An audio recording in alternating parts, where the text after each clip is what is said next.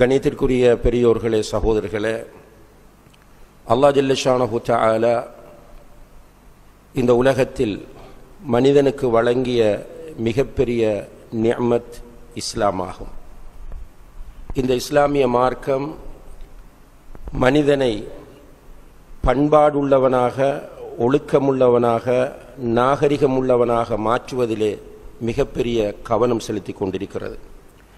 எனவேதான் நபிகள் நாயகம் ஸல்லல்லாஹு அலைஹி வஸல்லம் அவர்கள் சொன்னார்கள், இன்னமா புஇஸ்து லிஉத்தம்மிம மகாரிமல் அஹ்லாக், நல்ல பண்பாடுகளை, பழக்க வழக்கங்களை பூரணத்துவப்படுத்துவதற்காக வேண்டியே நான் அனுப்பப்பட்டுள்ளேன் என்று சொல்கிறார்கள். அவர்கள் இந்த உலகத்தில் தூதராக வந்த நோக்கம் நல்ல அஹ்லாக்குகளை, நல்ல பண்பாடுகளை மக்கள் மத்தியிலே பரப்புவது, நல்ல பண்பாடுள்ள மனிதர்களை உருவாக்குவது என்பதை அவர்கள் சொல்லி காட்டுகிறார்கள். எனவேதான் அவர்கள் ஊடாக அல்லாஹு தஆலா வழங்கிய அல் குர்ஆனை நாம் எடுத்து பார்க்கிற போது பண்பாடுகளுக்கு மிகப்பெரிய முக்கியத்துவம் அல் குர்ஆன் தருகிறது. ஹதீஸ்களிலும் பண்பாடு மிகப்பெரிய அளவிலே வலியுறுத்தப்பட்டிருப்பதை நாம் பார்க்கிறோம். நம்முடைய அகீதா பண்பாட்டை வலியுறுத்துகிறது. நம்முடைய இபாதத்துகள் பண்பாடுகளை வலியுறுத்துகின்றன. இஸ்லாத்தில் ஒவ்வொன்றின் முடிவும் நல்ல பண்பாடாக இருக்க வேண்டும் என்பதை நாம் நிதானமாகவும் கவனமாகவும் பார்க்கிற போது புரிந்து கொள்ள முடிகிறது.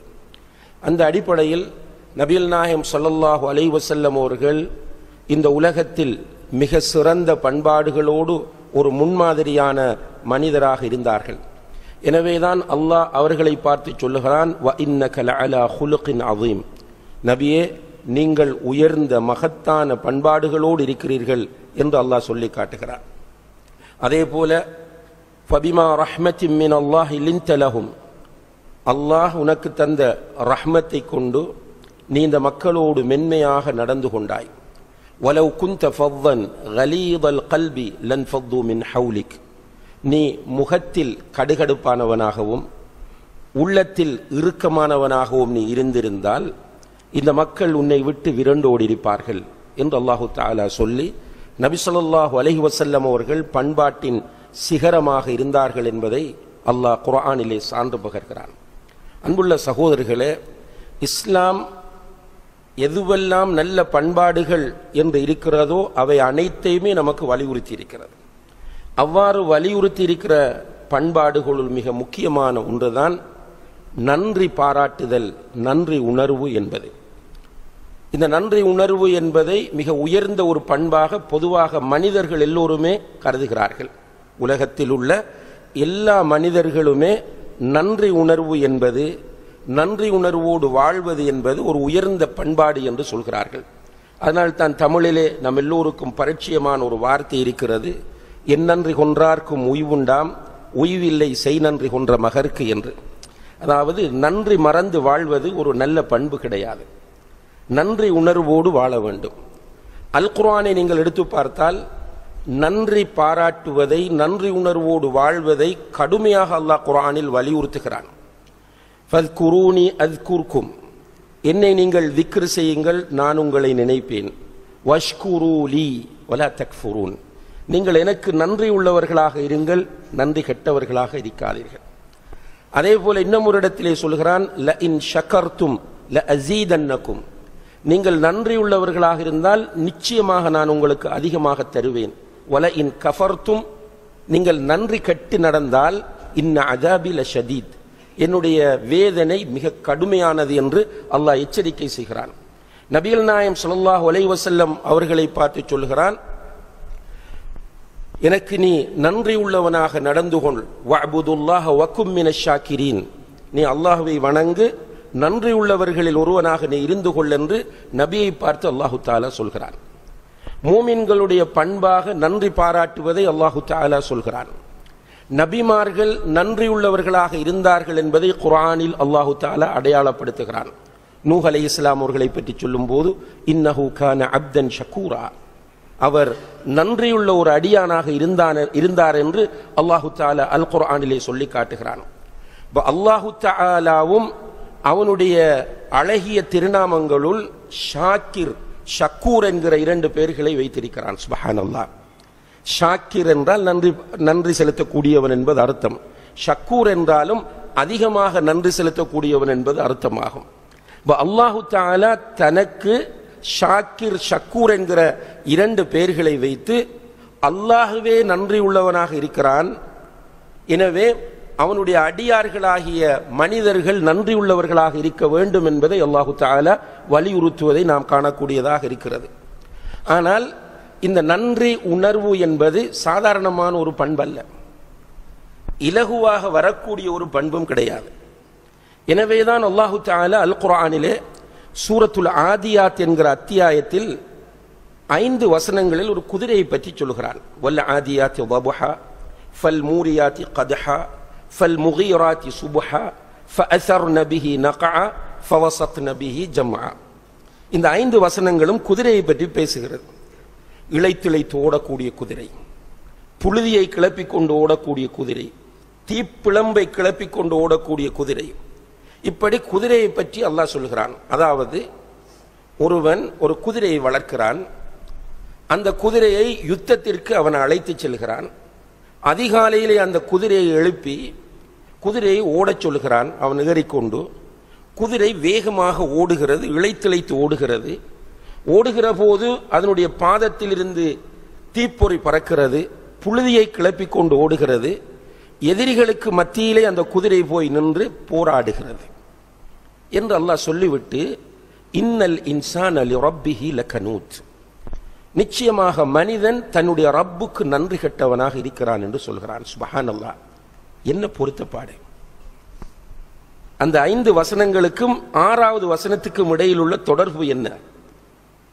ஒரு மனிதன் ஒரு குதிரையை வளர்த்து அதற்கு உணவு வழங்குகிறான், அதை பராமரிக்கிறான். எனவே அந்த குதிரை நன்றியோடு, நேரம் பார்க்காமல், காலம் பார்க்காமல், அதனுடைய உயிரை பார்க்காமல் அது நன்றியோடு நடக்கிறது. ஆனால் அல்லாஹ் வழங்கி இருக்கிற நிஅமத்துகளை எல்லாம் அனுபவித்துக் கொண்டிருக்கிற இந்த மனிதன் நன்றி கெட்டவனாக இருக்கிறான் என்பதை அல்லாஹு தஆலா இந்த உவமானம் மூலம் சொல்லி காட்டுவதை நாம் கவனத்திலே கொள்ள வேண்டும். அதே போல் அல்லாஹு தஆலா சொல்கிறான், வகலீலும் மின் இபாதியஷ் ஷக்கூர், என்னுடைய அடியார்களில் சொற்பமானவர்கள் தான் நன்றி உள்ளவர்கள், சொற்பமானவர்கள் தான் நன்றி உள்ளவர்கள் என்று அல்லாஹ் சொல்கிறான். அந்த சொற்பமான கூட்டத்தில் நாம் சேர்ந்து கொள்ள வேண்டும். அப்போதுதான் நமக்கு வெற்றி இருக்கிறது. அப்போதுதான் அல்லாஹு தஆலா நிறைய நமக்கு தருவான். அல்லாஹ் நம்மை பொருந்திக் கொள்வான். உண்மையான ஒரு முஃமின் எப்போதுமே நன்றியோடு இருக்க வேண்டும். அதில் குறிப்பாக நம்மை படைத்த ரப்புல் ஆலமீனுக்கு நாம் நன்றியோடு நடந்து கொள்ள வேண்டும். நம்மை படைத்த அல்லாஹுவுக்கு நாம் நன்றி உள்ளவர்களாக எப்போதும் இருக்க வேண்டும். அல்லாஹுக்கு நன்றி உள்ளவர்களாக இருப்பது என்பது மூமின்களுடைய மிக முக்கியமான ஒரு பண்பும் அடையாளமும் ஆகும். ரசூல் ஸல்லல்லாஹு அலைஹி வஸல்லம் அவர்கள் சொல்கிறார்கள், அஜபன் லி அம்ரில் முஃமின், ஒரு மூமினுடைய விஷயங்கள் ஆச்சரியமாக இருக்கிறது.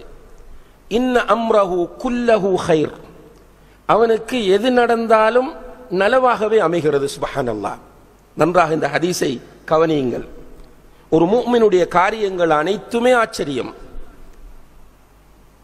ஏனென்றால் இன்ன அம்ரஹு குல்லஹு கைர், அவனுடைய எல்லா காரியங்களுமே நலவாகவே அவனுக்கு அமைகிறது.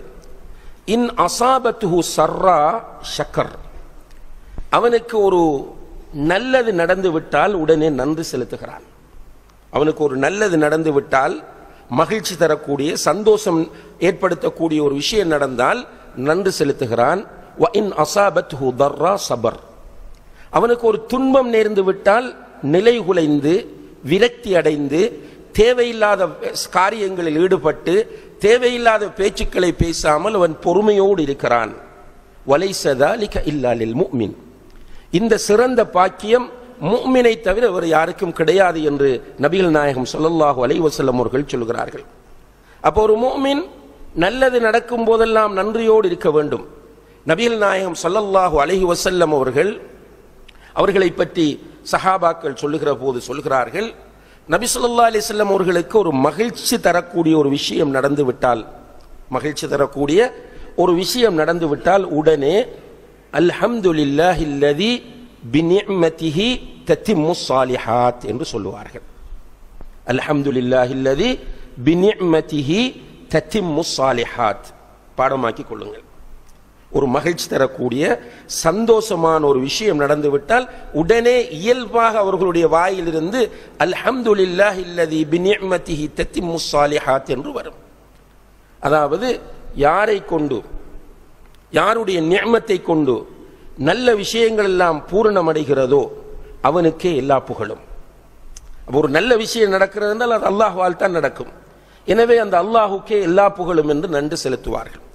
அதே நேரத்தில் அவர்களுக்கு மாற்றமாக ஒன்று நடந்துவிட்டால், கொஞ்சம் மனசுக்கு சங்கடமான ஒரு விஷயம் நடந்துவிட்டால் அவர்கள் அல்ஹம்துலில்லாஹி அலா குல்லி ஹால் என்று சொல்வார்கள்.